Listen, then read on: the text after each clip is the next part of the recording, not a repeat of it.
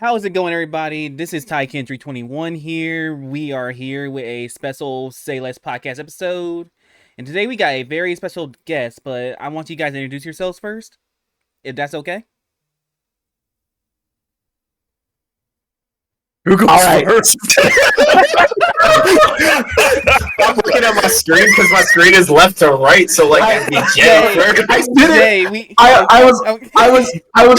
was trying to be nice. Like this. Okay, like I said, this. There is no podcast. We're a bunch of frauds. This always happens. This is one time we don't do that. Yeah. All right, Jay, you go first, bro. I'm Julio, J Master J. What's up, everybody? Glad to be here. So, guys, my name is Nick. Solid 301, back at it again. So excited for today. And we have a very special guest with us. Please introduce yourself. Yeah, so my name is Stefan Watson. I'm a voice actor for all kinds of different little things, movie trailers, audiobooks, animations, things like that. And also host of the Cracked Brain podcast whenever we decide to actually record another episode. So. I feel that so much because that is us, literally. Hey, don't out us like that, Ty. We're in the business, remember? We're live. Hey, I say free range things here. I'm just saying. Yeah, that's fair. But ooh boy, we got something spicy, something hot. It's like cooking right now. If you guys don't know, there's a whole bunch of drama in like the voice acting community recently involving 1,000-Year Blood War. So, Jay, since you brought this to my attention, you mind explaining just a little bit for people that don't know? So recently, with the announcements of 1,000-Year Blood War arc, fan favorite character Yoruichi was making a return to the anime, and with that, along with a lot of characters in Bleach, she originally was recast for this season by voice actress. I will always get her name wrong. Anaris Quinones. Mm-hmm. Anaris originally just tweeted out. Yep. Yeah, maybe. It is. Okay. But Anaris just tweeted out that she was excited to kind of take over the role. Unfortunately, Viz Media, after one episode, she also announced that she would no longer be voicing the role of Yoruichi in Bleach. And that she thanked Viz for the opportunity and everything. And fellow voice actors just came out, and most of them, for the most part, really just said, hey, that really sucks. I'm sorry about that, but we're looking forward to your next project. A certain voice actress, though, by the name of Wendy Lee, she's kind of a small-time voice actress. You guys may have know her from a few projects. Coincidentally, she was actually the original voice actress for Yoruichi way back when. But she kind of went on a bit of a tirade, replying to, not to every single, but replying to a lot of voice actors who, like I said, were just showing their support for Anaris due to the unfortunate news. Wendy kind of went on a tirade of replying to all of them, kind of taking it like personal attacks. That being said, I did see a lot of personal attacks at Wendy on Twitter, none of which, though, were originating from the voice actors that she was replying to. So that's kind of why we're here today, guys, to kind of talk about this whole situation. And that's why I did want to get Stefan on here today, so since we got a voice actor in the industry to kind of get his thoughts as well and everything. So, yeah, that's the situation. We do have a few topics to go over there in response to this situation.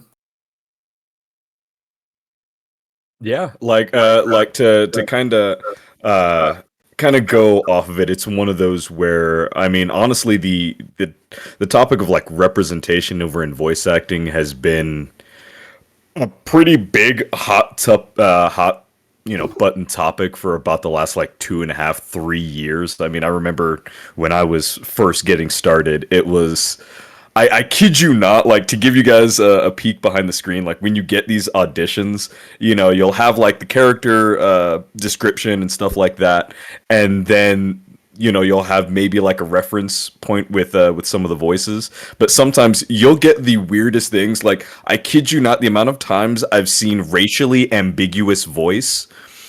I don't know what that means. What? What? All the time. What? You just sit there like racially ambiguous. I'm like, so what are you going for? Or the times when all of a sudden you'll see a character, you'll read their description, their background, and you think, you know what? I know exactly the amount of times I've sat there. It's like, oh well, this is it. You'll see like, come up to do well, from the streets. He's this, from Brooklyn and all this kind of stuff. And then all of a sudden you actually get to the actual like casting sit down, your table reads, and then the description and the performance that they want to give you is completely off the mark. And you're just like, and you know what? Forget it. I'm just, I don't even know what to expect anymore. Like, I'll tell you guys right now that it's a very like tumultuous kind of arena. So yeah, it's like I will give what sort of insights and answers I can, and especially stuff that's been kind of building up. And this has been a strong hit, and especially when it comes over to voice actors of color as well as remote voice actors. Trust me, the effects of this are gonna reverberate for a bit. So Yeah. Gotcha.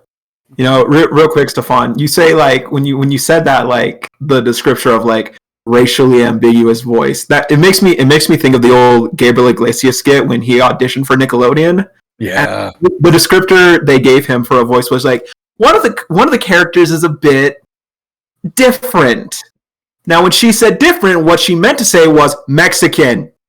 Yep. What? Yep. I like to give you guys like something that actually happened to me one time. I was going and just auditioning for the character. I'm not going to get into specifics. But I was auditioning for a character. The audition that I did had a specific accent to it, and I thought, okay, that was great.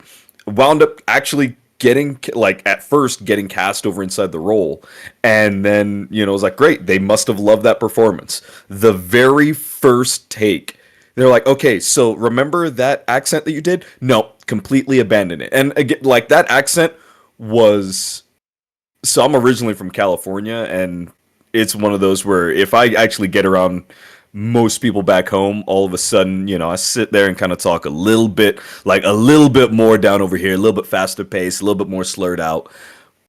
And that's what that performance was. They pulled it all the way back to like, let's see, can you do like a customer service voice? And I'm like, sure, absolutely. Like, I kid you not, sometimes that they don't know what is going on until then, and then other times they'll just tell you like, hey, we don't want to say, like, industry talk for black is urban. So anytime I see something, it's like, oh yeah, we need an urban voice. You need black.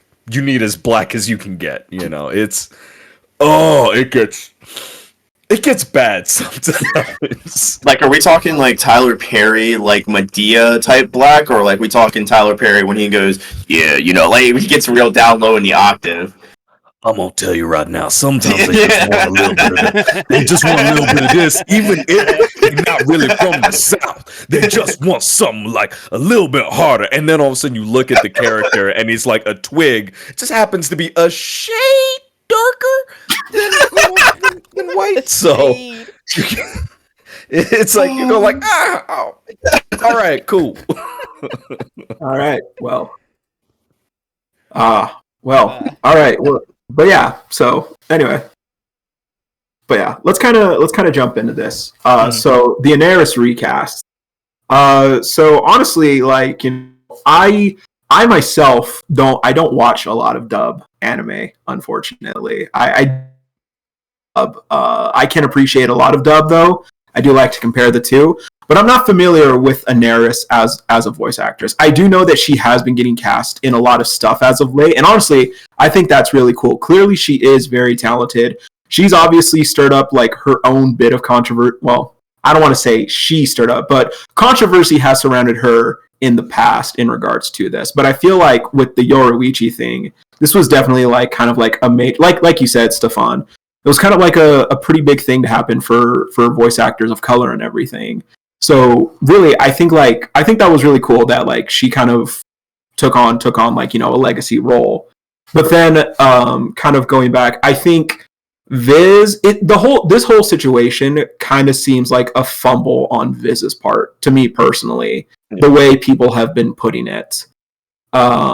Granted, you know, that being said, next thing we're going to talk about, that the person in question didn't really help their own case. But to me, this definitely seems more of kind of like a Viz backpedaling, whether that was due to some kind of like pushback, whether that be racism, or just like pushback in general for wanting a legacy voice actor to return it, or scheduling conflicts, as were said before. But it just kind of feels like this overall was just kind of some form of Viz's fault on this issue. Yeah. It's something where usually with these things, I mean, once you get that part, you usually have that part at least for, you know, a handful of episodes or something like that.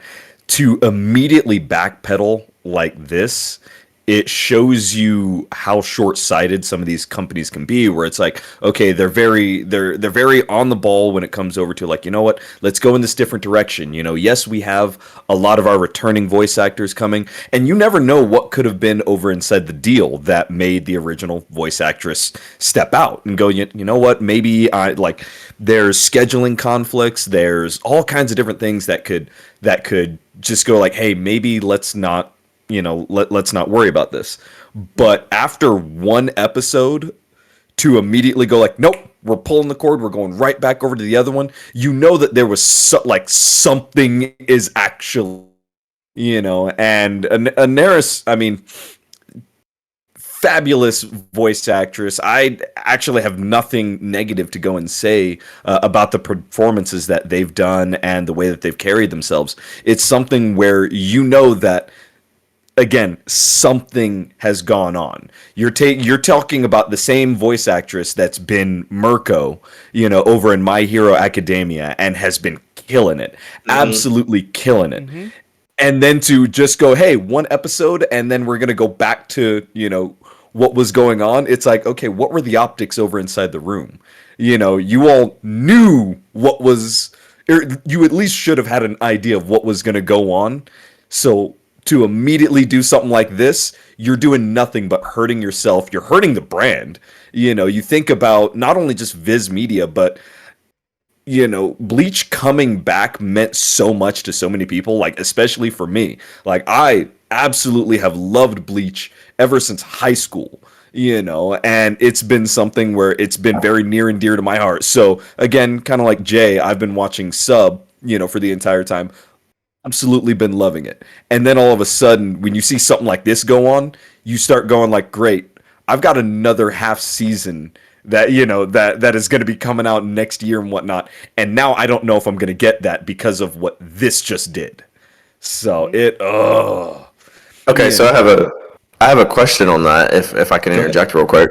So this is kind of like just a random speculation, but do you think Viz used her as a toss-up to kind of like bring back a legacy character in a sense? Like they kind of hinted at it as a little tease. Ooh.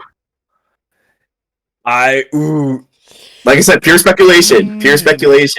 But like from the way it sounds and from the things that I've read, because like I'm kind of caught up on the situation, but not fully, because like I only understand from what, you know, Ty and Jay have spoken to me here, and, you know, our chats, and from whatever research I've done. But from the way it seems, she was put into that one episode, she killed it. But then they were like, let's take her out and bring someone better back. So it feels like they used that pawn to move the queen. I'm okay. I'm gonna give you two different scenarios. None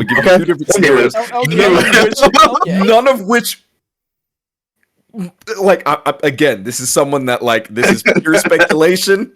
Yeah. All right. I have to say it this way. This is pure speculation. Okay. Usually, if you're going to go after some grab like that, like you want the legacy voice actress back, but whether it's contract or whatnot, you go and you make speculations about who it could be before actually casting. So that's when all of a sudden you start getting all these other media outlets and talking, just like, oh, well, this person could be for the role. You get everyone talking. All right. And you try to get as much as, as going on.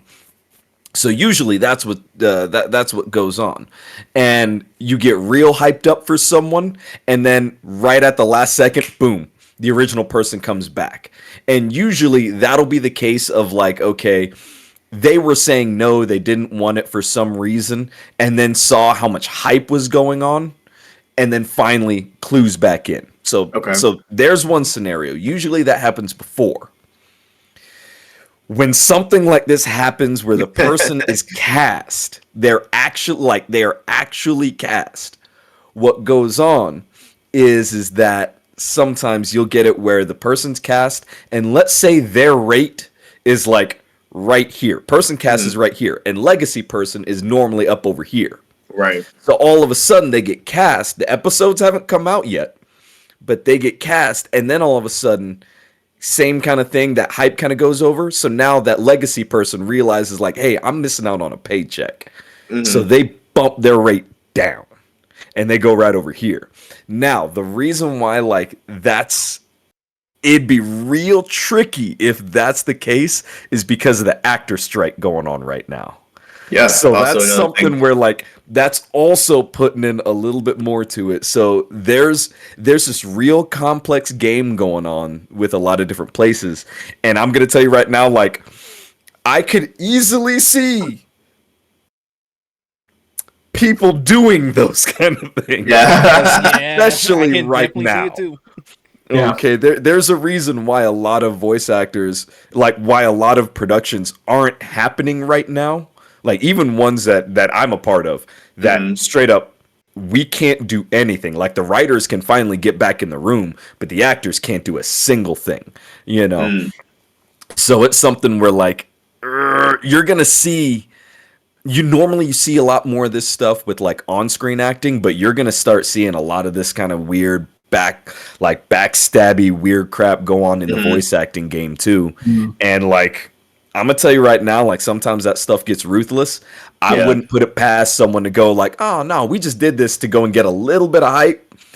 And then, boom, now we can go and get a little bit less money for the legacy person coming back. So, okay, so here's my follow-up to that then. Both very well answered. I definitely understand both scenarios, so I think you put that very well. My follow-up to this now would be, if Viz, sorry, I can't talking today is crazy. If Viz Media, right, made that play, let's just assume that they, speculation-wise, they made that play to make a power speculation. Play. Nobody sue us. No, yeah, facts. Thank you. Nobody sue us. But off of speculation, right? Do you think that Viz might have also done this to show that like they are a monopoly and they can cast who they would like when they would like?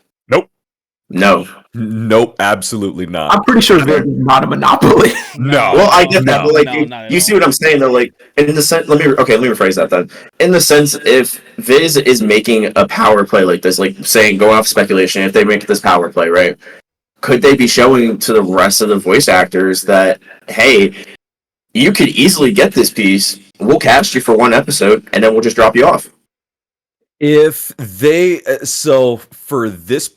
for this particular production, no. Right? Like Bleach is, they've got enough people that came back there. It's set in stone.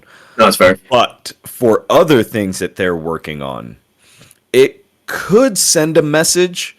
However, if that is the message that they're going to send, because remember, you've got Viz Media, who is going to be doing most of the production, or at least as far as the dubbing work.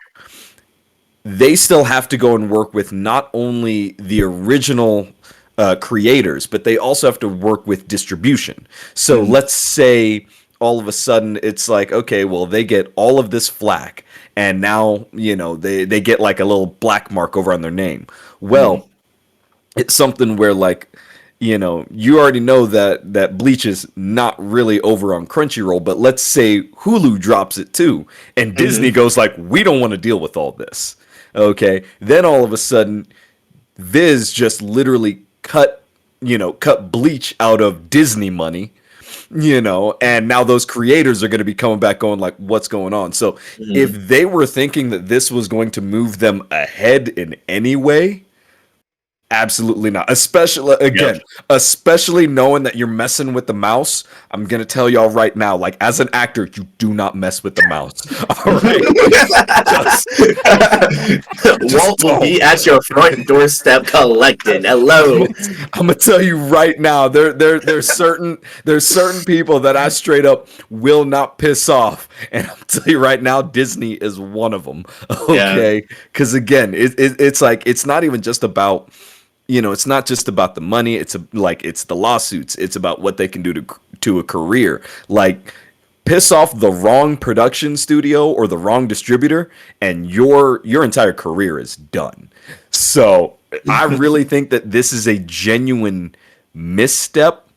That I think that's one of the main reasons why they're letting the actors kind of duke it out, whereas. Again, if Viz wanted to take more of a stance on it, they'd be very much out in the open. They've barely said a word. Okay, it's like we realize we kind of messed up. We're gonna let them duke it out and hope that everyone forgets in about 2 weeks. Yeah. And that usually seems to be the case with all this drama that usually happens. They just let it duke it out, then everybody forgets about it in like 2 weeks. Turnarounds too. It's crazy. True.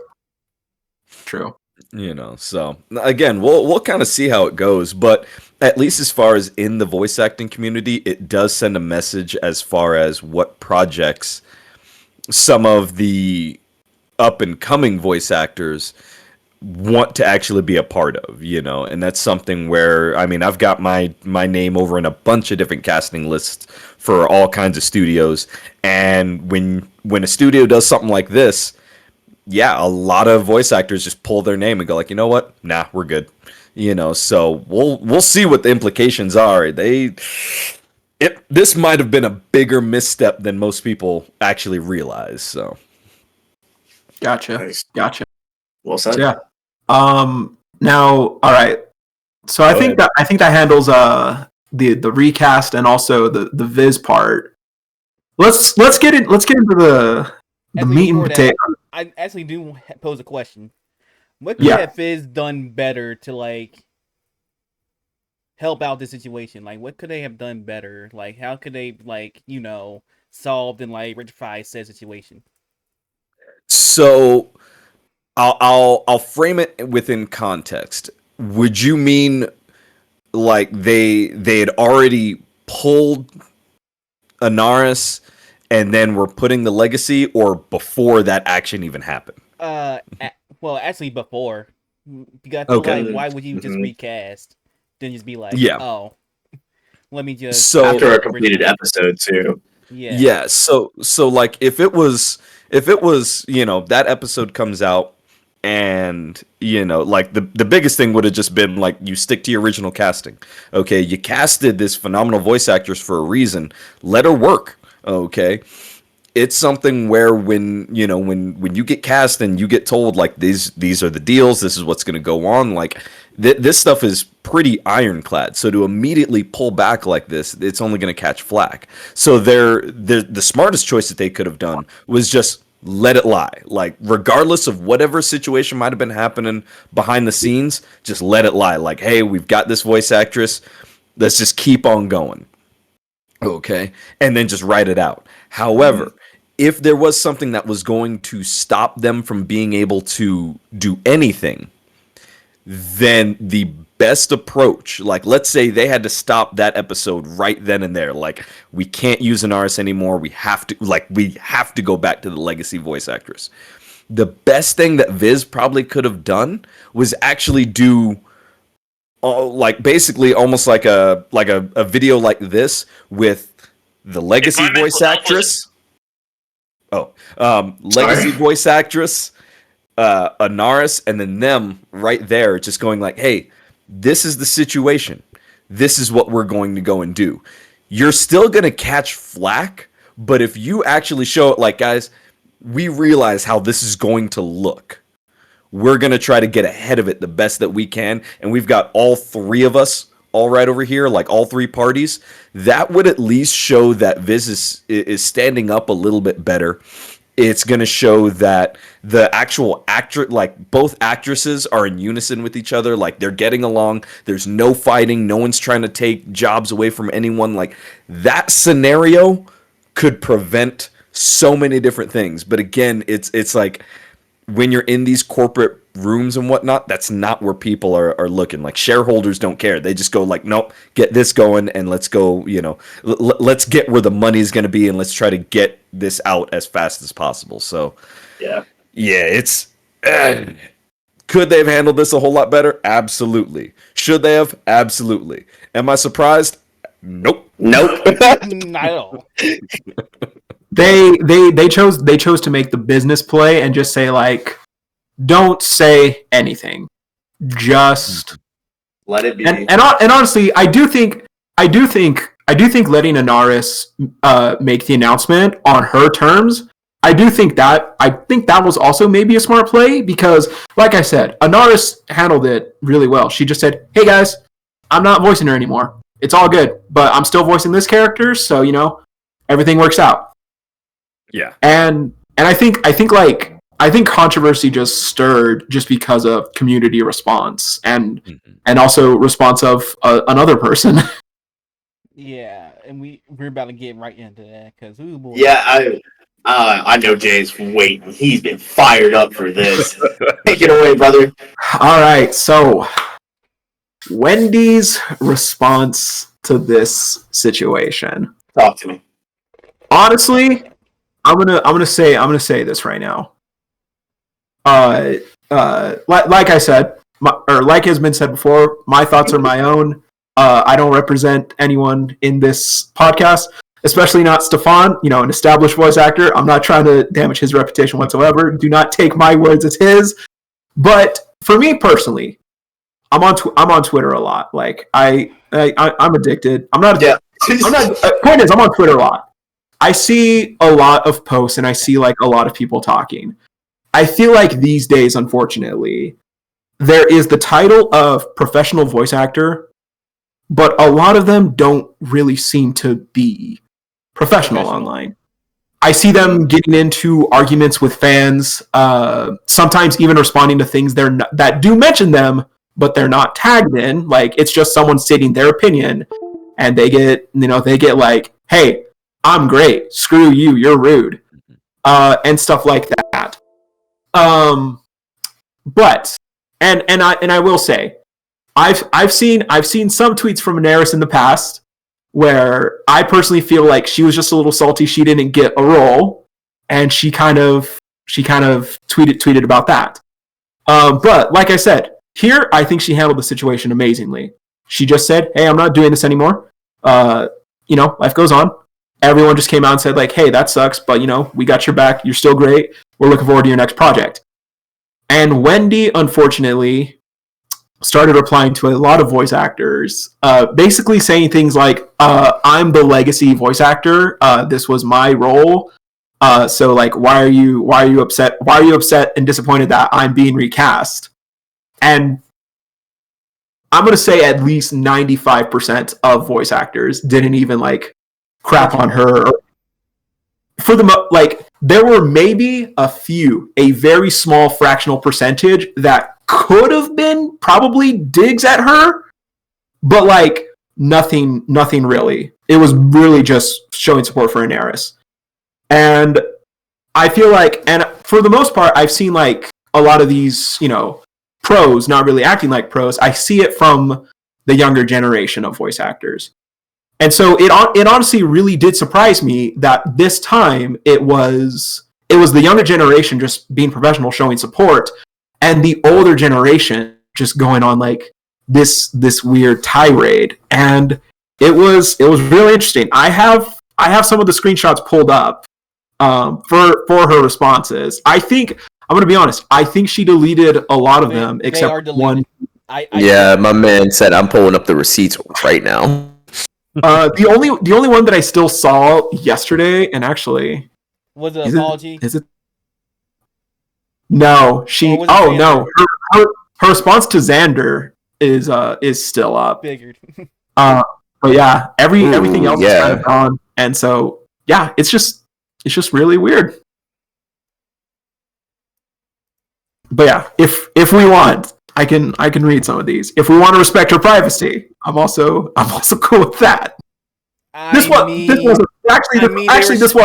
they were shown this on was the not internet. private. These were I public. was gonna say Public they on were Twitter, made so- public, so therefore it is public eye Public knowledge. domain, so let's be honest. I want the meat, the potatoes, throw the salt and pepper on them, and put a little paprika on it because it is fiery up in here. All right, well, let's just go with the one. Let's just go with the one that is. Oh, actually, she deleted the first response to Xander. But so Anaris just made her post. Xander Mobus, I am so sorry. You were such a good fit, and I'm really disappointed to see this. And she replied with, "You're disappointed. You're really disappointed, Xander. I see." I see the passive aggressiveness in that. Real talk. Passive aggressive, bro. She straight up made that so aggressive, bro. Like the way she went about it, just right there signifies the unprofessionalism. But do continue, because I know there's more. Yeah. lot more. Wendy, me being sad because an actor got cast, announced, and then had to deal with a very public recast doesn't mean I hold any ill will towards you. I think the whole thing got way more complicated and toxic than it needed to be. Recasting is part of the biz. It happens. It was a scheduling mistake, but interesting to see how quickly my colleagues are ready to see me off. And that line gets me. That line gets me every time. I wish we had again, like it's fire emojis of dropping here. Wendy, your fellow actors, if they were ready to see you off, none of the ones who were actually said that out loud. Literally, everyone was just being like, hey, we're sorry, Anaris. Hey, we still have your back, though. You're great. You're awesome. If they really wanted to see her off, then they would have done what they did to Vic Mignogna. Let's be honest. Oh. No, that's a whole other can of beans. I'm sorry. I'm sorry. Slide that on the shelf, bro.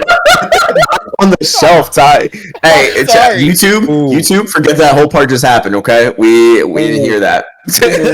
I'm sorry. I'm ready for that one. I told you, we're not trying to scare him off.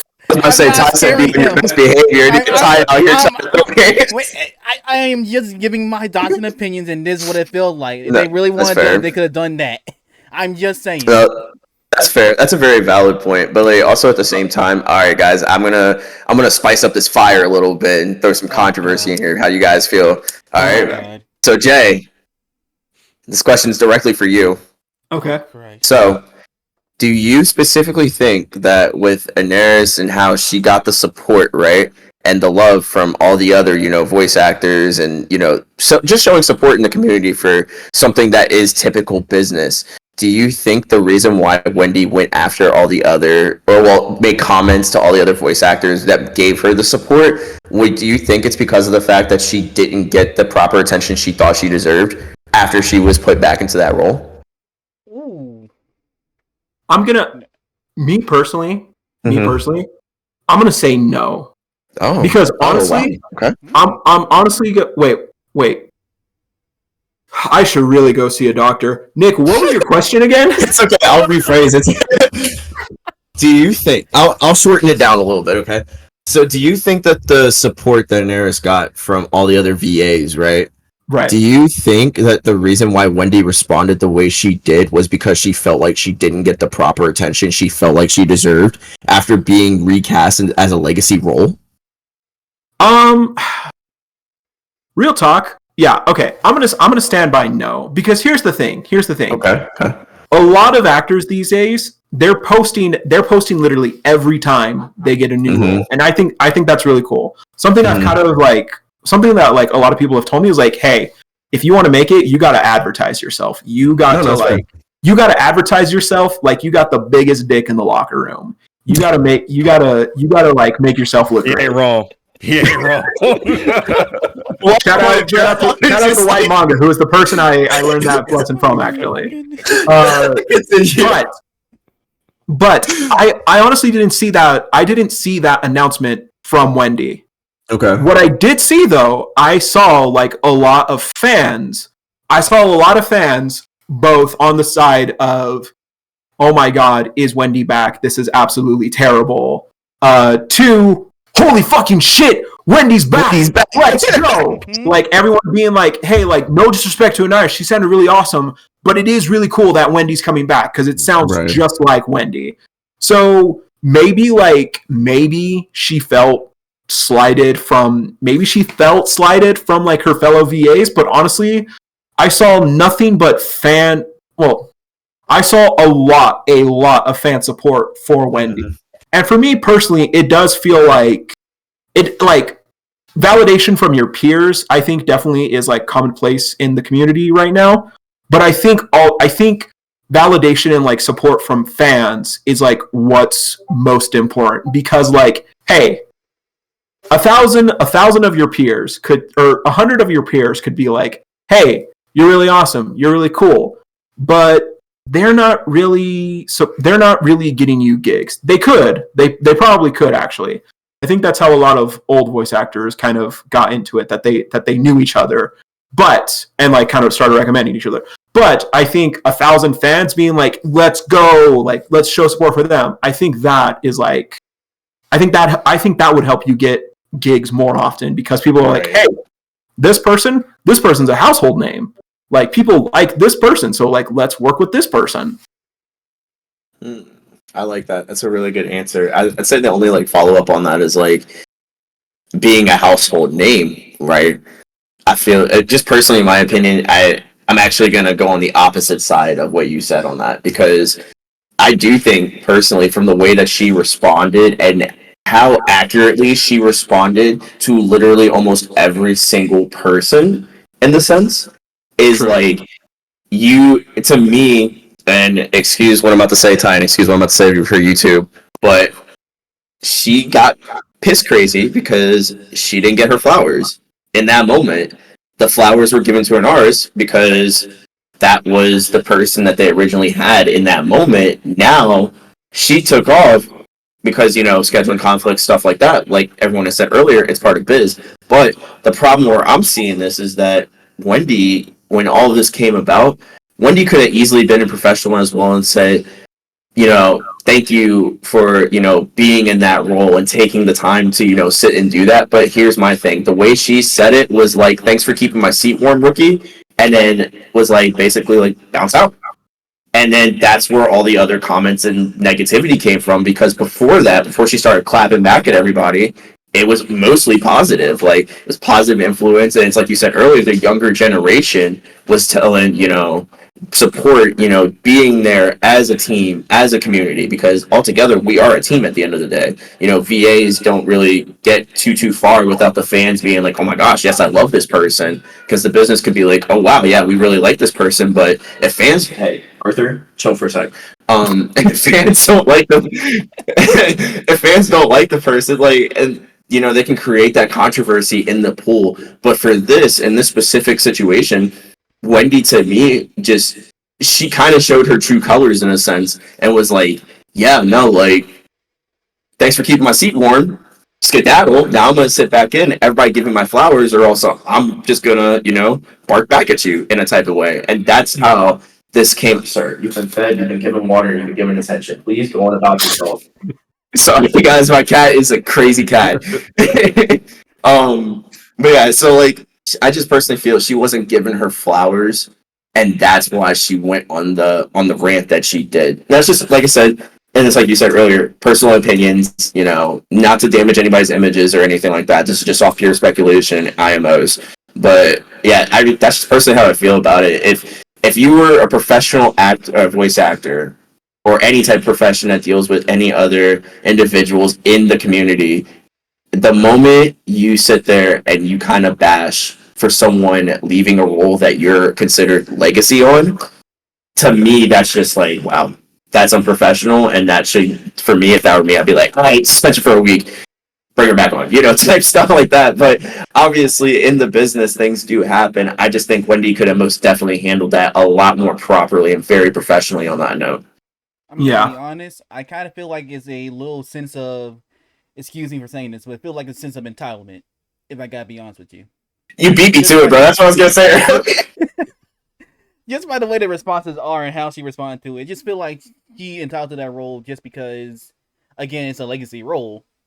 Right. But at the same time, it's like, it's part of business. You're gonna get recasted, so same rules can't apply to her. Yeah, that makes sense. Yeah. Wouldn't that be irony if she gets recasted after one cast? I'm gonna be real. Like if this has integrity, or if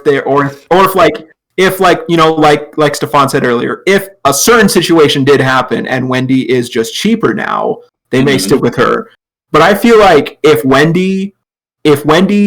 Viz saw that whole tirade and they were like, you know what, Wendy, we actually are going to go back with Daenerys. Honestly, I would not be mad, and I would not even bat an eye at Viz. I would be like, you know what? That's this is literally your guys' business. So Jay would have a field day on Twitter. I just want everyone to know that. He probably would. I'm not gonna go on a tirade and be like, yeah, Wendy's gone. Because I'm gonna be real. I love Wendy Lee. Like she voiced a lot of characters that I love. I do think in this situation, she acted like a fucking idiot. Yep. Well, and one thing to go and really consider now is just like, okay, our generation, we understand the implications of social media. All right, so it's one of those where when you're given a role, it's like, thank you, this is awesome. Shut the fuck up. All right, I'll just be real honest with y'all. When you look at stuff like the Oscars and the Grammys and whatnot, okay, you see everyone that used to have these 5-minute long speeches, and now you basically see people, in our generation go like, cool, thank you. This person, I'm out. All right, 30 seconds, we're done. Okay, because again, you realize the humility of thank you, this has been an amazing opportunity, but at the same time, this could have gone any direction. All right, it could have went to that person sitting over there. It could have went over to this. So I'm thankful for this. I did the best I could. Here we go. I'm just gone now. And then work towards the next thing. The other part of that is kind of like what Jay was talking about earlier.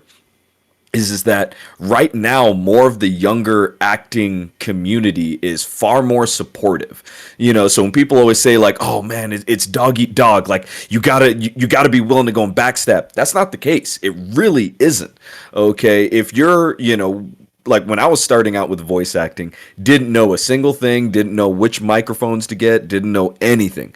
I started just going and I'd sit there and talk to people over on Twitter, and just you respond to people that are just oh yeah, cool. You kind of say one or two things over on their tweets, and then all of a sudden you realize who the heck, how did I have your number in my phone now? It's only because you're supportive and you're real cool and you just keep on trying to go forward. So it's something where you don't need to be out for yourself. That's not going to get you ahead anywhere. If I do an audition and Jay does an audition for the same character and he gets the role, I'm gonna shoot. It's I'm just gonna sit there and be like, dude, glad you got it. That's awesome. Hope it. If you all need any more support, let's go forward and I'll see what I can go and do, because the mind frame really is right now. It's great. The best actors get the roles for that part, so that way that studio can make money, make another production, and then hopefully I can get over on that production. So there's no I'm not going to tear anybody down. It does nothing for me to go and tear anything down. If I have a differing opinion, I'm going to shut up and keep it to myself. Okay? But it's one of those where it's I can shout everybody out, and it's nothing but love. It's nothing but support. So again, you sit here and you look at and again, Wendy's not the only person. All right, there have been a couple of well-established voice actors that have really stepped up and put their foot in their mouths over the last couple of months. And you just sit there and go what were you thinking? You had no need to say this. What did he say? Bro, that was spot on, dude. Maybe That you need was to become really a voice spot on. actor. Right.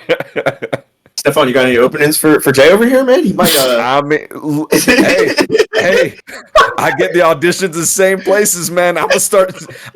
Look, I repost everything that I wind up getting. Like, hey, this.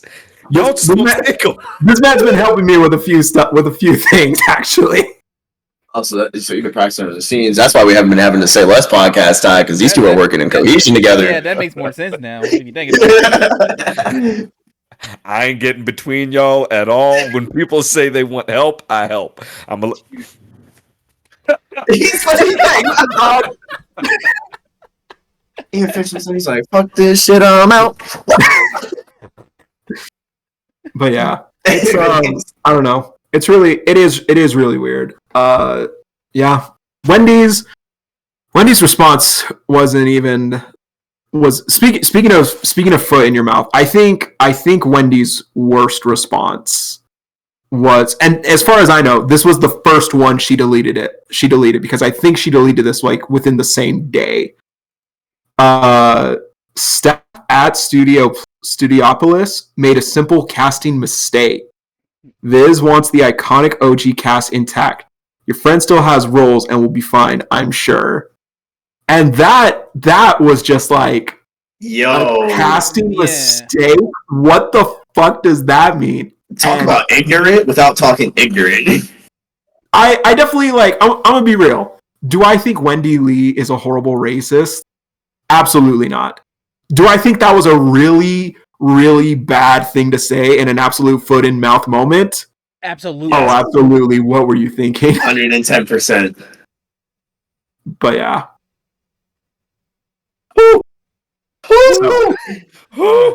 I'm sweating a little bit, guys. It's fiery up in here. Oh, Ty, you've been awfully quiet down there in that bottom right corner. A lot more quiet than I was expecting this time, Ty. Look, man. I'm just here at this point. Ty, you already brought up Vic. You may as well say. You may as well say something else about this situation. So you may already. No, I'm gonna get more into it when it comes to when we talk about like the race basically being segregated again in voice acting, pretty much. Yeah, I'll say my piece then. Ooh, that's a toughie of a topic right there, bro. That is. And honestly, I feel like we've already talked about is it the biz a little bit, but we could dive more into it if we want to, because that was also kind of like Wendy's whole thing was like, this is the biz, like this is like recasts like this happen, and I think Stefan, you've already kind of brought up like, no, stuff like this doesn't really happen after one episode, right? Mm-hmm. Yeah, like again, to sit there and say like this is the biz. I'm gonna tell y'all right now, business changes all the time, and you basically learn to go and deal with the situation and move forward from there. You know, before you had to be in studio to go and do everything. Now, I mean, hell, like behind that doggone like little green screen, that's my closet. That's where I do 90% of my commercials and all that kind of stuff. So when people say, oh man, you sound great, I'm like, great. I'm doing like this fantastic voice right next to a suit and some shoes. Okay. And like this doggone thing is supposed to be the doggone recording thing and sounds echoey as all get out. So it's one of those where like the business changes all the time. To sit there and say like, no, this is what you should expect. There are no more expectations other than you learn to adapt and you learn to move forward. You get better every single time, you know. So this man came back with a box. That's what I'm putting over here. This is where my magic happens. My desk right here. I go get my drawer that I can stack on this desk. Put this on there. Put my mic in there. I never do. Wow. Oh, wait. So if I like want to do my own recording studio, can I just be like this and just go over? That's how I record Aki, bro. Oh God. I remember those days. Oh, like okay, to give y'all a quick little peek behind the curtain. Like there's times where I had to do similar things in that. Okay, there were times when I made an entire sound recorder. I always used to say it was sponsored by U-Haul because it was nothing but PVC pipes and moving blankets. All right, still sounded great, but God, it was bad. Okay, there like I have had to do so many different things, even to the point of like having a blanket over my head around the microphone, and people just used to see nothing but feet down below. My kids used to go and like lose their doggone minds of just going like, "What's Daddy doing with the blanket?" It's like I don't, and then they hear me screaming, and it's like, "Daddy's not right. Daddy's not right." Okay, Like the check-in is to your right down the hall, and you see that nice big white door that's in the middle of floating space right there. yeah. Oh God, I'm gonna tell y'all right now, like the things that you do as a starting voice actor, like at least he has a box. All right. I got a box and a blanket. Yeah. and I got my leopard print wall for a little more sound absorption.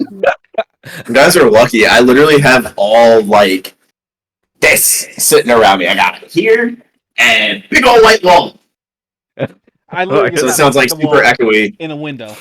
That's it. Oh, I'm telling y'all right now, flat walls will kill you. You just start putting crap on the walls. All right. Yep. You know, you might not need foam everywhere around, but like hang up a TV, start going and just having it where there's no real bounce back, and all of a sudden, Yeah. like the sound just gets better. That's actually something that another teacher told me. Like, hey, if you can't afford like the sound paneling and everything, you don't need that. Literally, just put stuff in the room. If it's a cluttered room, that just put a few blankets up. That will be sufficient sound absorption for you. You just need to stop the echoing. I'm gonna try this after stream then. Shoot. No, facts. You about to see the next time you see me up here, it's gonna be like I might match Jay over here with the leopard print, bro. But like, just be like, Oh God. Oh no. Bro, every time any friends like see this in my background or anything, everyone's like, bro, are you kinky? Like, what's going on? I'm like, no, listen, I'm Hispanic. We have blankets like this that we just buy off the corner of the street, okay? I said, where's the cougars at, bro? Like, in your bed. Yo, they wild for that one. Look, Jay, you might want to actually go and like play up that little kinky part, because I'm gonna tell you all right now, some of the paychecks that that come from that come from the Patreon things, I'm gonna tell you, they invest yourself, son. So do we need to do the ASMR voice and just go in? Your story about me. Wait, yes. All right. So a few years, Stefan, you drink already. You've met me. You know I'm a pretty tall, pretty hefty Latino male. Yeah.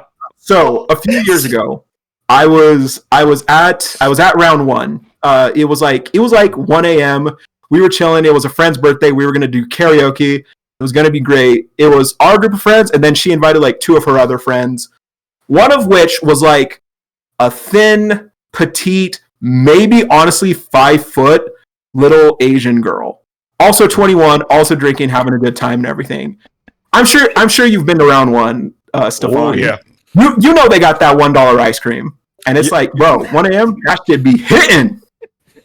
And so I get my scoop. And I'm just having the time of my life.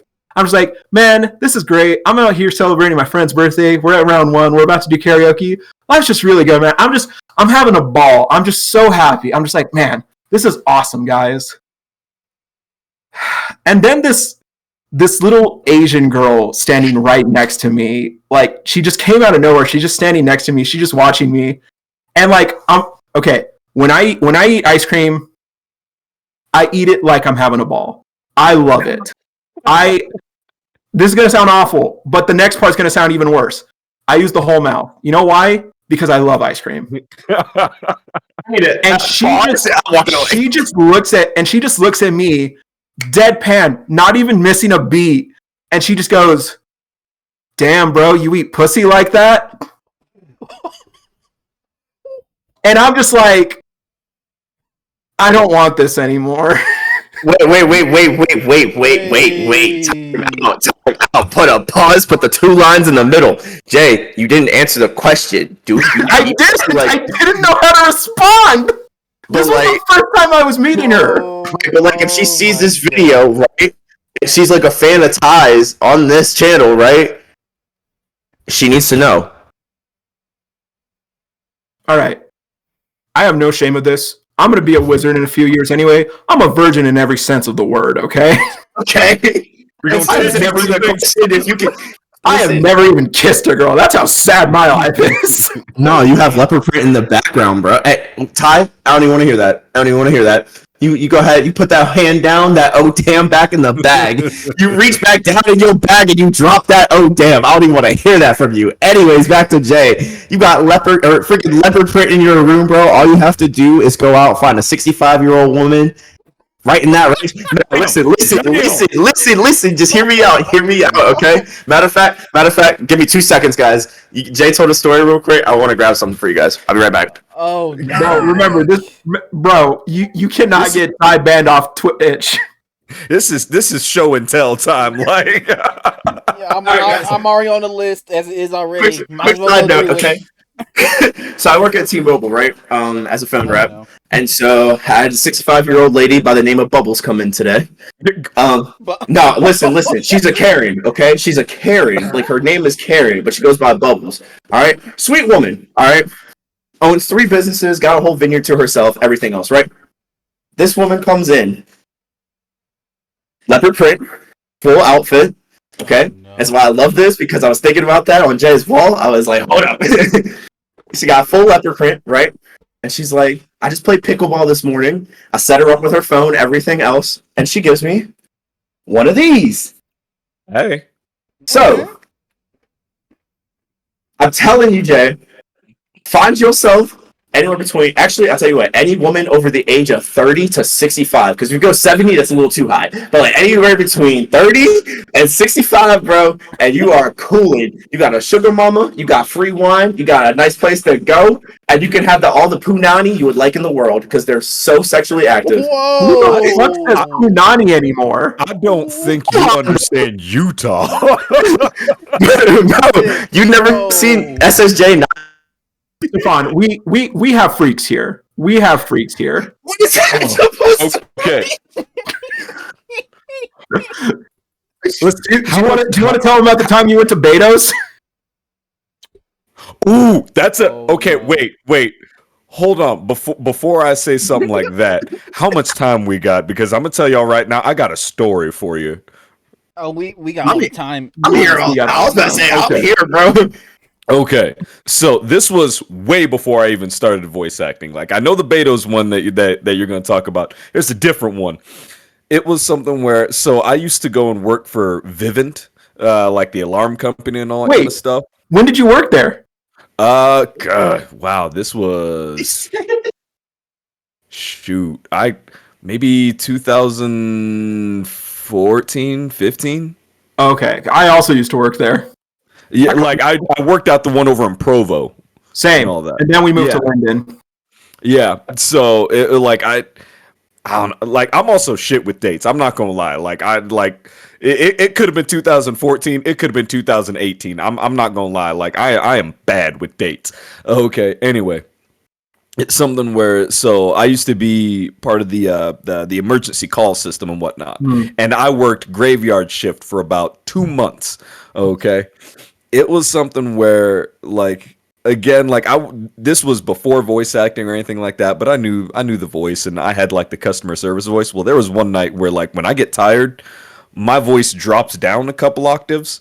Oh, you lost the white voice for customer service. Oh god, like, I kid you not, it starts going down to like, okay, this is how can I help you with your problem?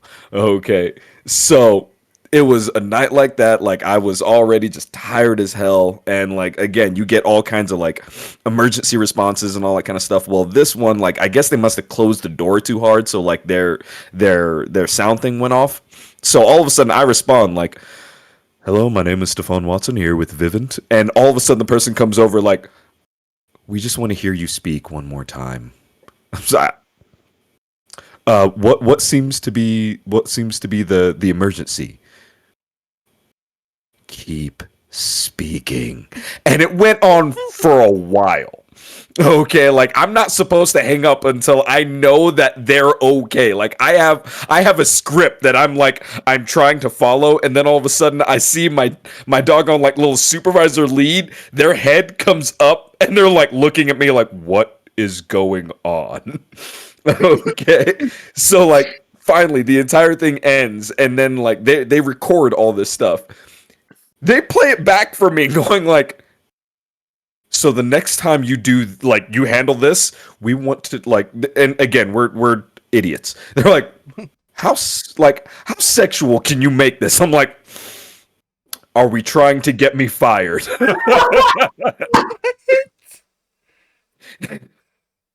There may be a recording in their files of me just sitting there like, so what you want to do is make sure you hit that number just like this. I mean, like I got the right person in Provo because it was I swear to God, it must have been a 60-year-old woman. Like, yes. Okay, so I'm gonna tell y'all right now, like, use your voice, but use it for evil and for good. That's oh my! I know Use it for the exactly same how you feel on Hamilton. that too. Oh, I'm glad you have met someone else who also understands the pain of being told just speak. Like and it's so when I worked at Best Buy, oh my gosh, bro! I had girls come in and dude, there were guys too that'd be like, just speak. I want that. Like I had a dude this like this is another customer, right? This dude's close up to my face and he's like, just speak, and I'm like, yep. Oh, I've had people tell me like during my day job, nothing vocal at all. Said, I want to have sex with your voice, and you're like, how am I supposed to respond to that exact sentence? I've had friends that were there when that was said, sitting there like they're sitting there looking at me like, what's like what I just go away, just run. Okay, Run. so like, oh yeah, it's a. I'm gonna tell y'all right now. Sometimes being a person of color in a photo negative area is interesting. Nick, breathe, Nick, breathe.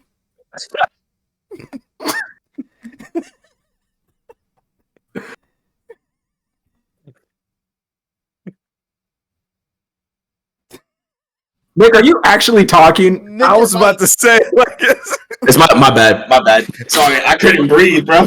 I had a like. It's just nice to like talk to someone that also has the same relatability. No, this is so Stefan. If you haven't noticed, this is like a common thing. I'm surprised it's the first time it's happened. But usually I'm muted. My nickname is muted at some points because like, but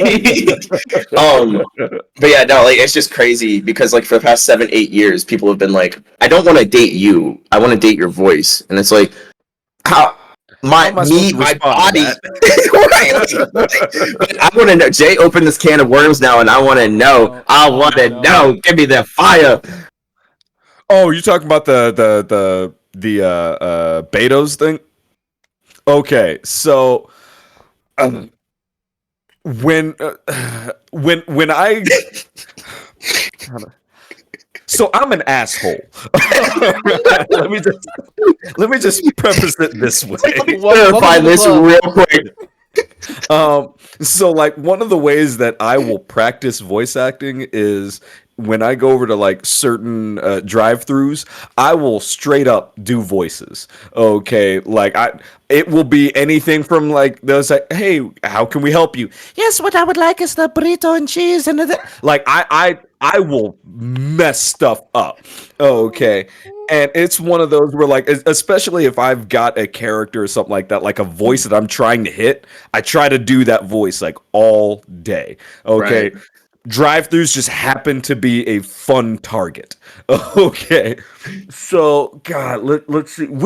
Was this the one where I did the or are you talking about the one where I did the English accent? Or was this just I do this with people all the time, and I've had a couple of Beto's ones. I think it was the one where you just did like a deep voice or something, and Okay.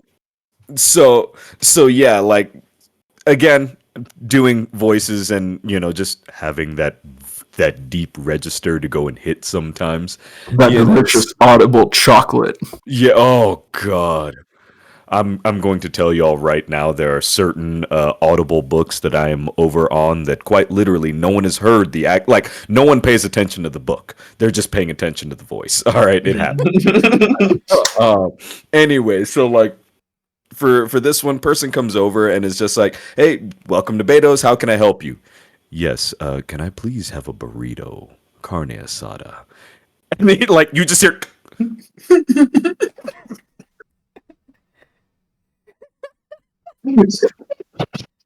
Say that again. Yes, a carne asada burrito. Like I know what I'm doing. I'm not being shot. Okay, and it's just yes. Okay, I pull up, and the next thing, like the person is holding the bag. All right, this woman is holding this bag, like they just want to see what is about to drive in front of them. And I'm just like, roll down the window. May I please have my burrito? Like, you could see everything in this woman was just going like, I want things right now. It's 2:00 in the morning and people are supposed to be drunk and I'm salivating. Okay. So it's something where like, I wish that I could basically be the kind of person that would just like take the bag and go away. But when I realize I have a captive audience, I will stay there. Again, I'm an asshole.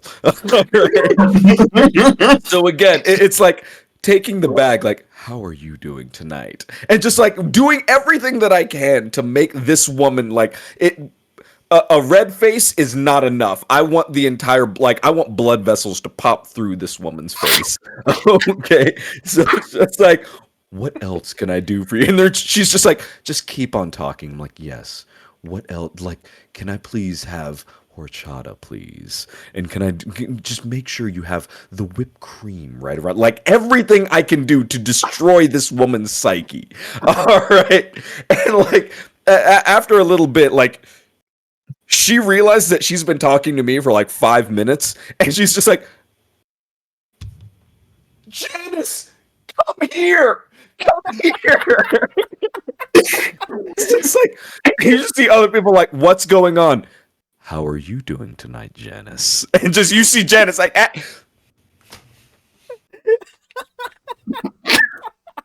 keep talking. Like I lived, like I made so many fantasies come true that night. I'm surprised you barely like were able to drive out of that drive-through. If they were like that, it was a tsunami up in there afterwards. Like, like I was also married at this point, so it's one of those where like I used to love having these little interactions, going home, telling my wife, and being like, "Hey, you will not believe what I did to people today." Like I was a menace to society for this reason. She look. My now ex-wife, I hate saying ex, but anyway, my ex-wife, like, it's one of those where she has seen me do things to people in like Rite Aid or Walmart. Like I am a menace anywhere that I go. I'll make a friend, all right? Not Rite Aid though. Oh, goddamn. Where's my Chick-fil-A chicken, bro? I was off of work today, thank you very much. Bro, it's not Sunday. You work every day of the week except for Sunday.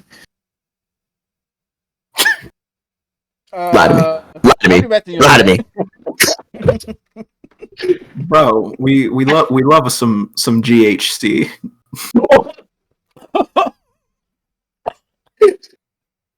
Yeah, you wrong with that. The best, my favorite thing about that acronym is that I got it from gay friends who love Chick-fil-A and don't care. Yeah. Yeah. I love it because like I was not expecting of all people to like say GHC again, Jay. I was not expecting you to be at the top of that list. Oh, oh! I need to hold on. I need to hit the little jutsu real quick. See, Good God. it's like listen.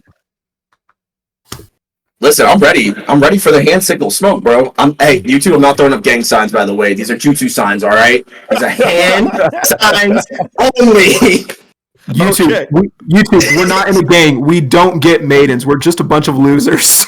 Wait. I gotta tell y'all something. So like, God, this was I think this was like my fuck. I'm old. This was high school. And whatnot, but like I remember straight up like watching Naruto back over in high school and all that kind of stuff, and like I was a horrible geeky kid, okay, and it was one of those where like I straight up was friends with people where we would straight up throw like jutsu signs like from across like across the field and whatnot. It was so bad. Like again, Southern California, Orange County area, like not a gigantic black population, but at the same time, like things get around. It's one of those where I remember one day sitting there and just like hitting a couple of jutsus and then threw them over to a friend. And all of a sudden, teacher comes out, grabs me by the back of the shirt, and is like, "Don't you be throwing gang signs! Don't you be doing that! We don't live in this kind of community." I'm sitting there like, what part of I'm in the anime club do you not understand? Man, no. That would have been the perfect moment for you to look back at him. This would have been the perfect moment for you to like do your slow stare and be like,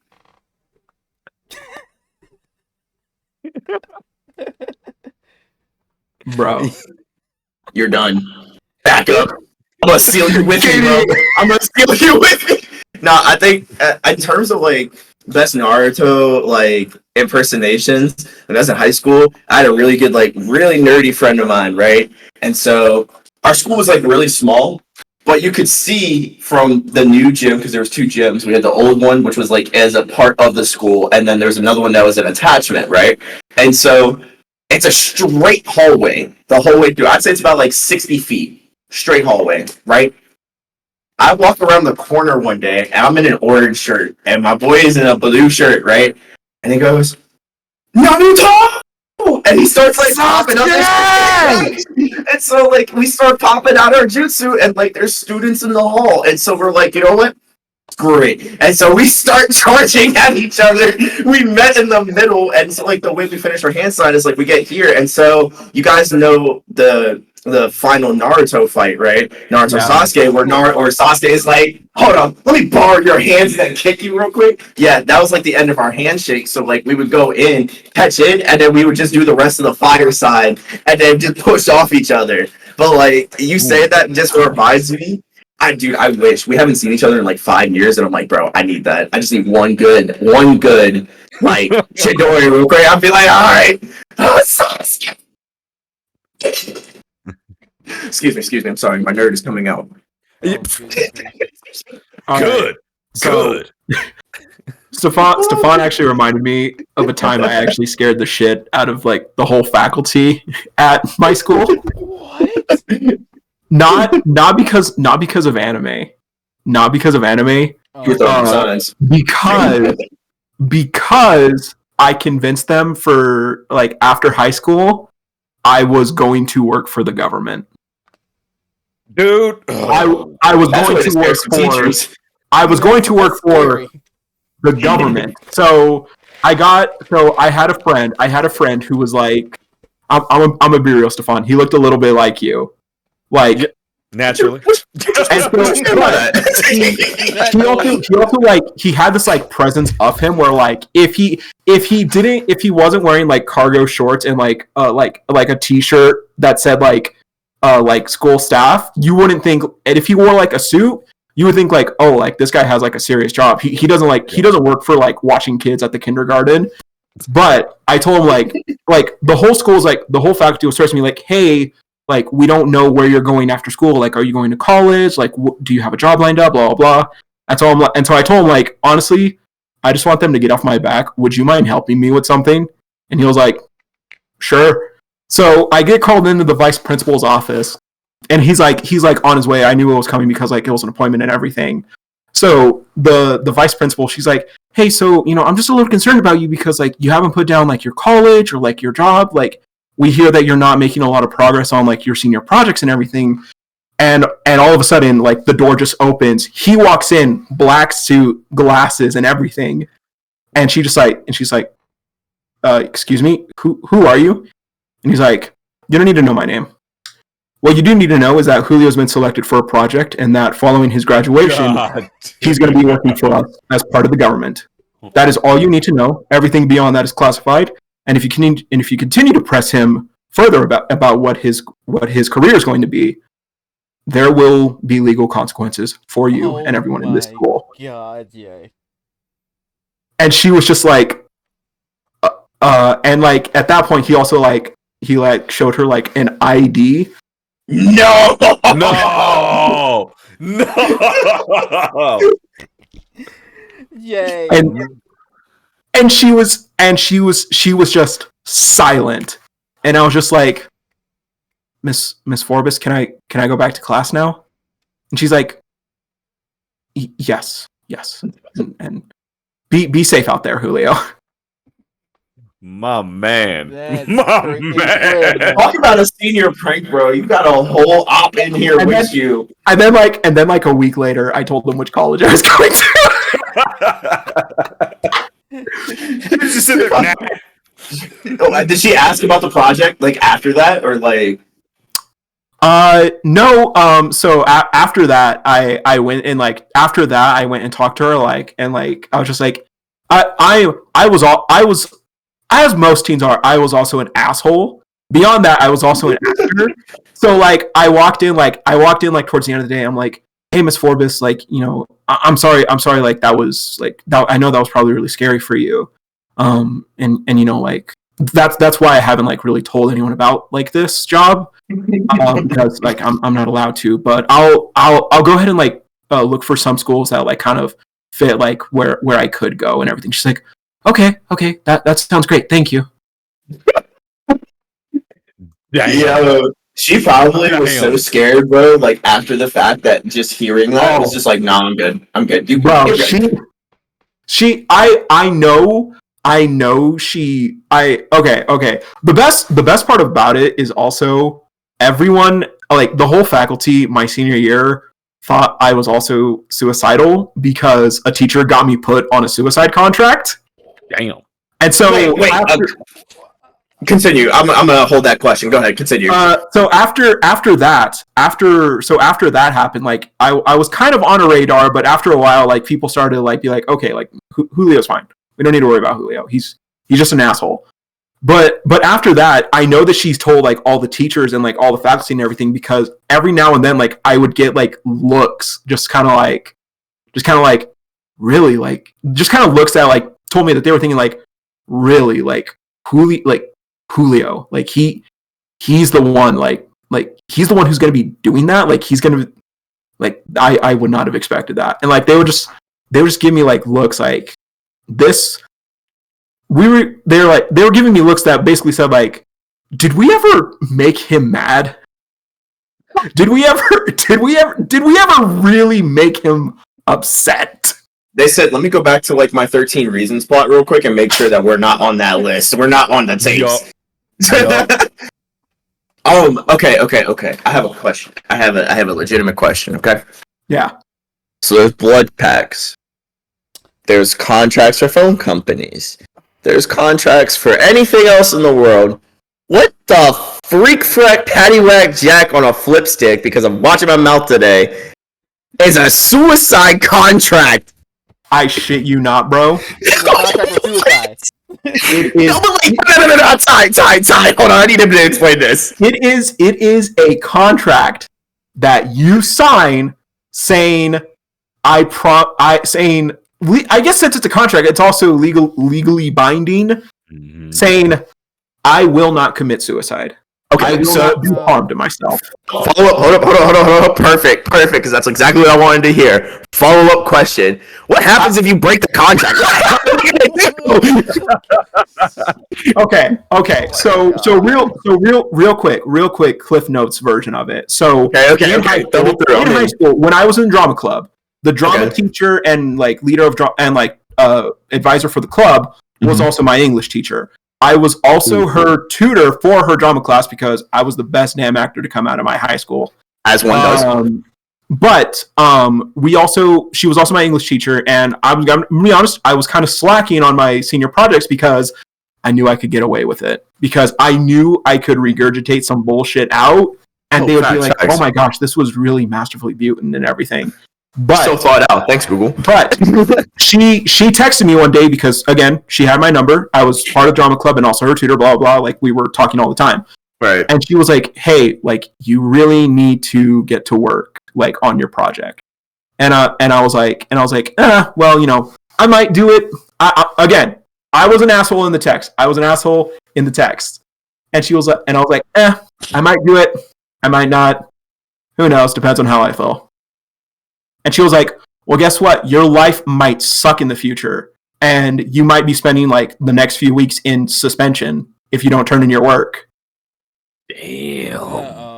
That's when a quick FU and be that's like, when I hit her with the, well, that might happen. I also might commit suicide. You know, whatever happens. Whatever happens. Bro said the ultimate Uno reverse card real quick. And then someone's Here's the best part. Now I will admit, you probably hear that part and you're probably thinking, you know what? That teacher probably made the right call. No. Here was her next response, though. Oh, this is what I'm waiting for. Oh, but Julio, you have so much to live for. Like video games and bunnies and making my life an absolute living hell. Hey, it's a good teacher when you know the teacher is like, yes, you have to make my life a living hell. If you leave, my life is not. No, it's not balanced. And I just hit her with the. I know, but sometimes life's just so hard. And I will say, I will say, I have a morbid sense of humor when it comes to myself. The amount of times I will say KMS on a daily basis. Yep. Pretty high. But anyway, so that night I'm in home, I'm just chilling in my room. I'm actually doing work and everything. And my mom walks in the room and she's looking at me. And she's got that look of like fury, rage, guilt, hysteria, sadness, and I'm like, and she's like, yeah, he's right here in his room, he's fine. I'm looking at him, and I was like, you fucking bitch. No, damn well you didn't.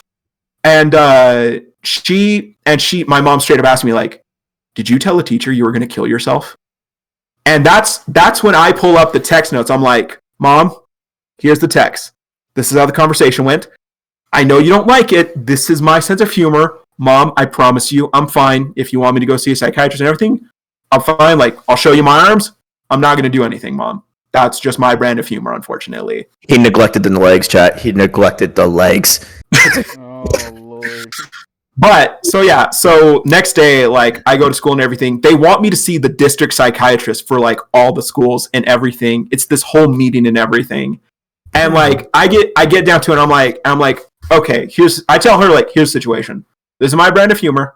Like, here's the text. Like, here's like, this is literally like the teacher tried to frame it as like I like broke down in front of her and everything, and like she like didn't do anything wrong. And I'm like, here's the text that like she sent to me that I have documented. And the district psychiatrist, she was like, huh, interesting. Yeah, a teacher should never say anything like that, like in any situation.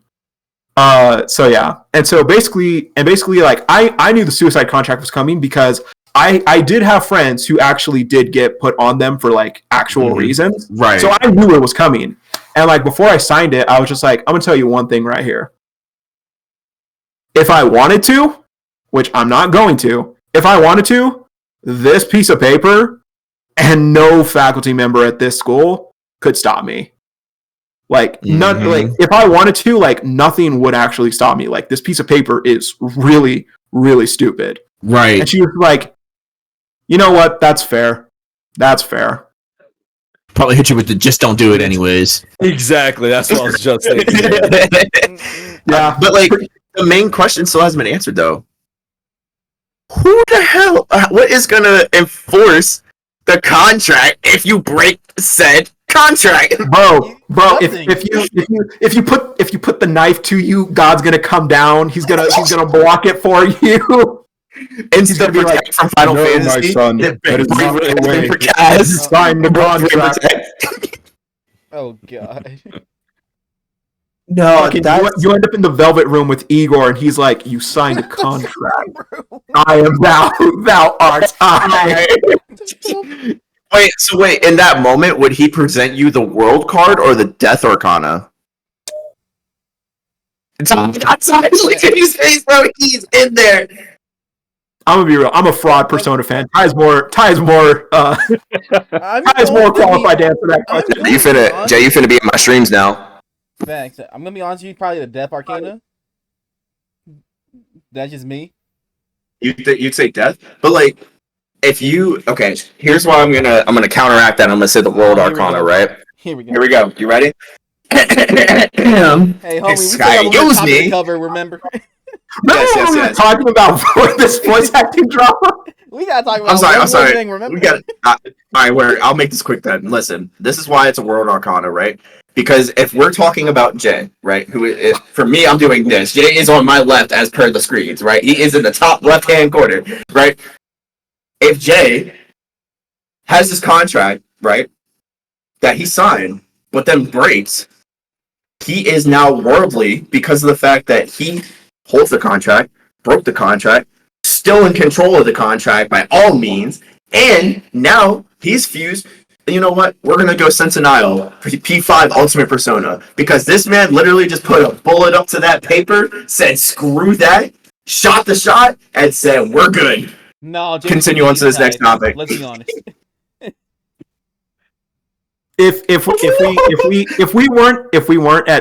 we weren't on Twitch right now, I would pull out my BB gun. BB gun. I'm gonna specify that right now. Ty's seen it. It looks real as sin, and I would do some Persona 3 bullshit. Oh, but we are on Twitch, so I'm not gonna do that. That's the first time y'all told me this was on Twitch. Oh shit! Yeah, I'm confused too because I also thought this was a YouTube recording. It's on YouTube. It is on YouTube. I got the link. Oh, you're recording? Are you recording it on YouTube and Twitch? Are you Oh, you're multi-streaming. I'm so stupid. Forget everything I just said. Yeah, I you forgot told me Ty how is to a do genius. it. You told me how to do it. We don't talk about it. We don't talk about it. I forgot I taught you to do that. I'm sorry. We forgot. Hey, Dragon Balls.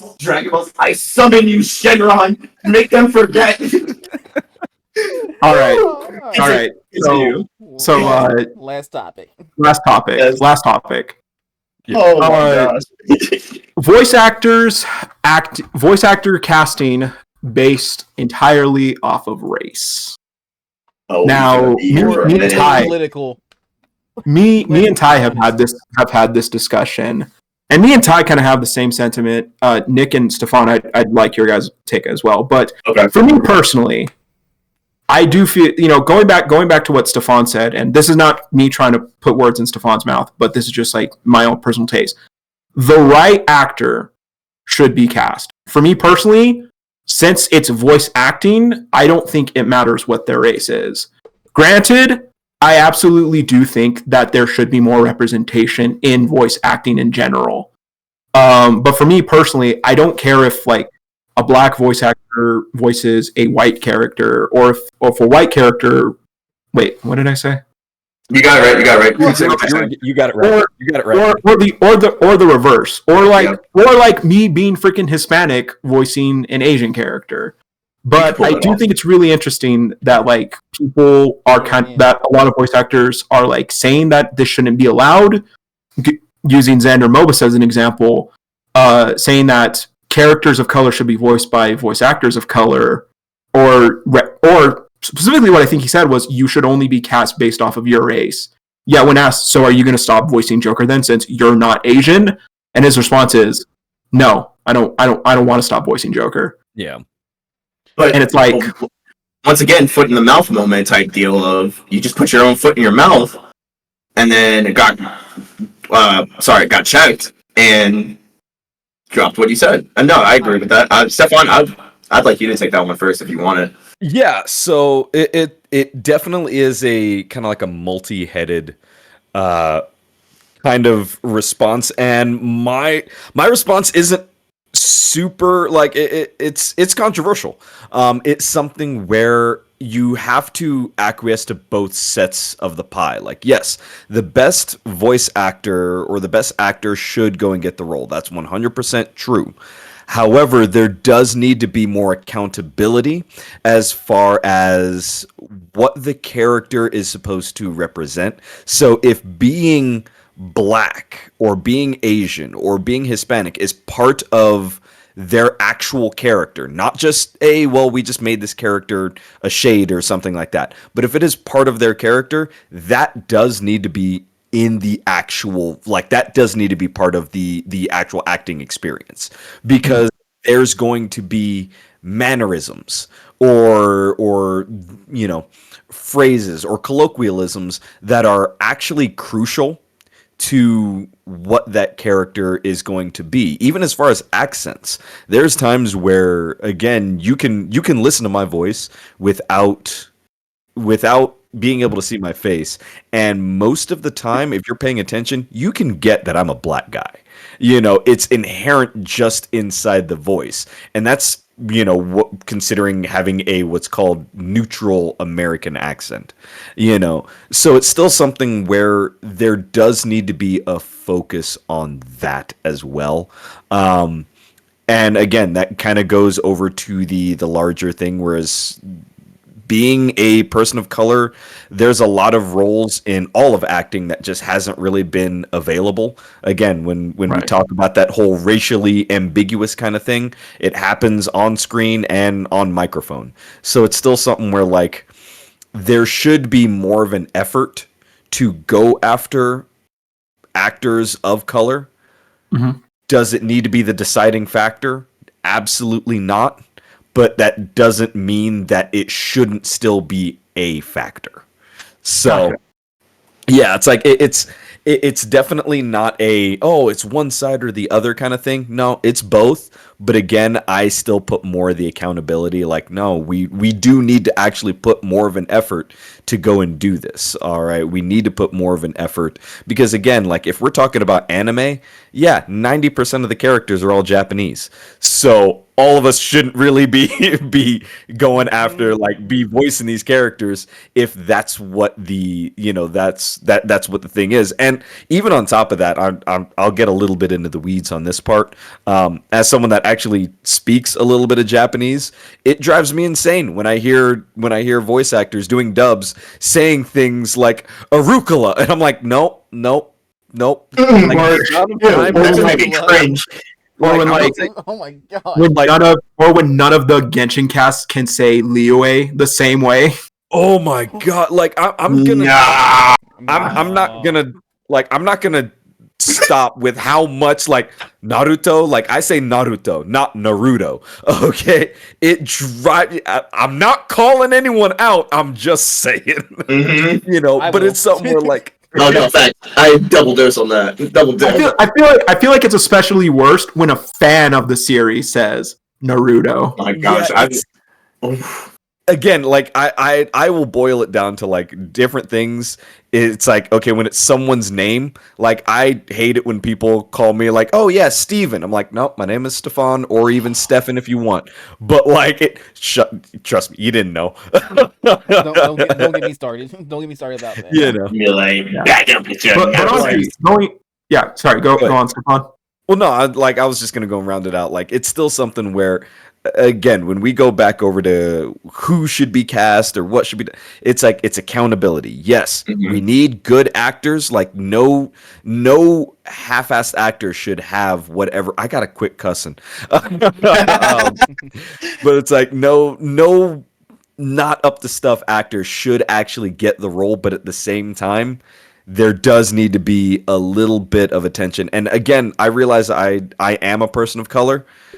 So you can call me biased if you want, but realize that opportunities don't come easy, and it's something where if we're going to go and have these sort of opportunities in the future, that means it has to start somewhere. Mm-hmm. And Gotcha. if I may, I'd like to pick up on that to kind of throw my quick response as well. If we take this back, right, to The Little Mermaid that was casted out this year, and the controversy that went out over Halle Bailey and how she's a black actress playing the role of a white character, right? But yet, after the movie came out and after everything went through and the ratings, everything that went through with that, everybody was like, man, she played like one of the best character roles for that role. And then so once that all simmered down, people were like, oh, wait a minute, like maybe we can do, interchangeable race to, certain characters. So that's where the part of the best actor or actress gets that piece. But I want to revert it back to, I think, 2007, 2008, back before Ultra Instinct was a thing, and my boy Samuel L. Jackson played the best samurai of all time in Afro Samurai. That is so applicable to that part. Samuel L. Jackson needed to play Afro because not only could he bring that, the black culture to it, not only could he bring some spice to that, not only could he bring everything that was needed to be in part of Afro's character in all those timelines. Like, the thing is about that is that I think personally, it's like Stefan said, it's like it really is a multi-headed answer on this because you can really go so many ways, but it really just depends on where you're going with it. If we're doing like a live action, like Little Mermaid, people can get controversial over it, but at the end of the day, when it's all said and done, they're like, wow, this is the best actress we've seen do this for this particular movie. And the actual live action movie itself did almost as good, if not better, than the original movie back when it came out in 98, I believe is when it came out. So it's like you have that sitting there, but for like an anime, and going back to using Afro Samurai as a reference, you have an anime that was mainly voiced by, I think, 98% black people? Like, literally, Juno is casted by a black man, and so not a lot of people realize that. But he's a white character. A lot of what's the master? I can't remember the master's name, but a lot of his students were also black casted characters. But that wasn't something that was brought up back then. Now we get into this topic of, oh my gosh, it's controversial for someone of a different race to voice act this, and that. But we have to go back and look at the examples of time that we've gone through and what we're doing now. And so honestly, I really do think that you most definitely, if you're the best role for that, take it. But as in terms of your race does not have to mean a single thing. And I think that's what a lot of like VAs and studios need to understand, is that it's whoever's the best is going to get it at the end of the day. And that is, that's the quid pro quo. Is that how you say that? Like, it's how it's going to drop down at the end of the day. Like, I don't know. That's my opinion on it. Some people would say it's the biz. Is the yes. My apologies. But, Nick, I do want to add on to that because I'm gonna be honest. I told Jay this. Like, it wasn't really a big problem as of who's voicing. I feel like everybody deserves a chance to voice a character, like regardless of race. But again, as Stefan said, we do need like the accountability to be able to do those voices. But I'm gonna be honest. I actually do really like the points you brought up, Stefan. And again, like one of the things that I definitely wanted to go and make sure people know, like, again, like, yes, this is a top, it's a hot button issue right now. There's all the kinds of back and forth that people have gone through, but like, realize that there have been leaps forward and then there have been hits back. This is a little bit of a hit. But like, I mean, when you really, it's kind of funny you brought up Little Mermaid, at least just over like Disney in general, because like when you think about like okay, realize the first time that Cinderella was done, live action, it was done by Brandy. Okay, like you had a black woman going and doing that, and even at that, like realize that you also had let's see, Whoopi Goldberg as as the queen. Oh yeah, God, it was I can't, like, I know it was another white guy, like I think it was Jason Alexander as her husband, and then you had you had I believe it was a Filipino as their son. So it's just like everyone was all over the doggone map, but it was something where like no one thought about it. At least like me as a kid, I never thought about it. It was just like cool, So it's something where like this has been an issue for a while, and we've been able to make strides forward. We've had times where we went backwards, but all over, like, it's still something where like the only way things are going to get better is either when things are called out like this, or when we actually make a step forward and go like, we're going to try to go and do something a little bit different. We're going to go and put, a voice actress like Anaris over in this role because, hey, this does mean something. Like, I'm not going to lie. Yoruichi meant something to see a darker complexion character in an anime. I will notice that right out the gate and go like, how are we gonna do this? So it does mean something to some people, and that opportunity should be there in the future. Yeah, bro, you pieced that so well. Like that's a knockout blow right there. Like he said, I can't say nothing else against that. Real talk. The greatest hero. Look at someone that's been in the biz for.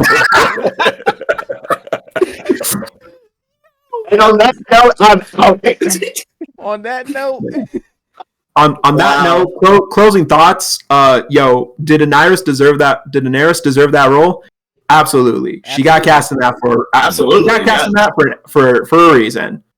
Viz, you guys fucked up. Recasting her as Yoruichi after Wendy fucked up. Hey, that might be a really smart move. I'm not gonna lie. But yeah.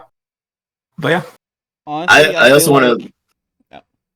Go ahead, Zach. Go ahead. You got it. No, you got it. Go ahead.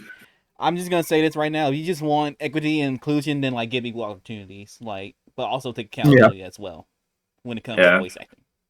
I'm just gonna put this out as my final thought as well, is that that Jay hit every single one on the head with that perfectly. But man, if everyone's watching this on Twitch, be kind to each other. Because if I hear y'all being assholes to each other, I'm gonna come out here and I'm gonna slap you like this, and then excuse me, I'm gonna do my best Stefan impression of voice acting. And I will find you.